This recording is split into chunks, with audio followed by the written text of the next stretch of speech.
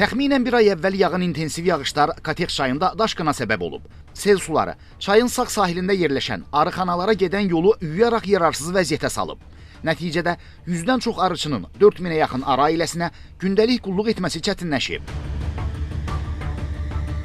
Arıçılar bildirirlər ki, problemi aradan qaldırmaq üçün öz vəsaitləri hesabına təxminən 50 metrlik alternativ yol açmağa hazırdılar. Lakin həmin ərazi Zaqatala Dövlət Təbiət Qoruğunun sərhədlərinə daxil olduğundan bunun mümkün olmadığını deyirlər. Yollarımız xarab olub. Zaqatala Dövlət Qoruğu icazə vermir ki, biz yolumuzu açaq, bərpa eləyək.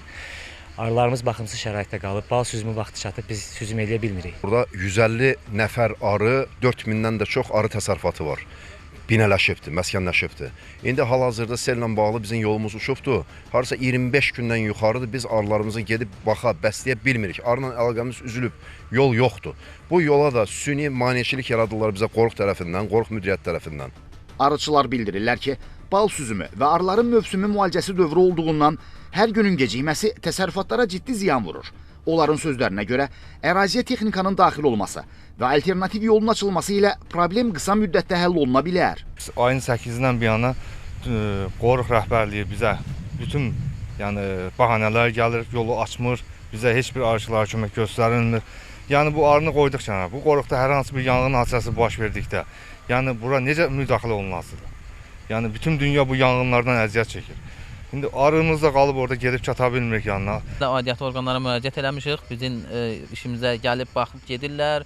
Başımızı nə edirlər, nətər deyək, vaxtı uzada dururlar, işimizə baxmırlar. Arılarımız o tərəfdə qalıbdır. Heç cürə bir maşınla, texnika ilə oraya gedib çatmaq olmur. Heç cür texnika ilə çata bilmirik ora.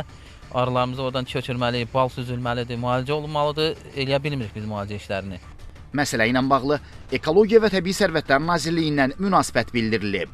Qeyd etdiyiniz ərazi xüsusi mühafizə olunan təbiət ərazisi olduğundan burada hər hansı müdaxilə yalnız qanunvericiliyin tələblərinə uyğun şəkildə həyata keçirilə bilər. Hazırda məsələ Zaqatala rayon İcra Hakimiyyəti və Bioloji Müxtəlifliyin Qorunması Xidməti ilə birgə nəzərdən keçirilir. Qanunvericiliyin tələbləri və ərazinin mühafizə rejimi nəzərə alınmaqla mümkün alternativlər qiymətləndirilir. Balakən rayon İcra Hakimiyyətindən də bildirilib ki, əraziyə baxış keçirilib və məsələ diqqətdə saxlanılır. Ruslan Abdulov, Yusif Kərimli, Xəzər xəbər.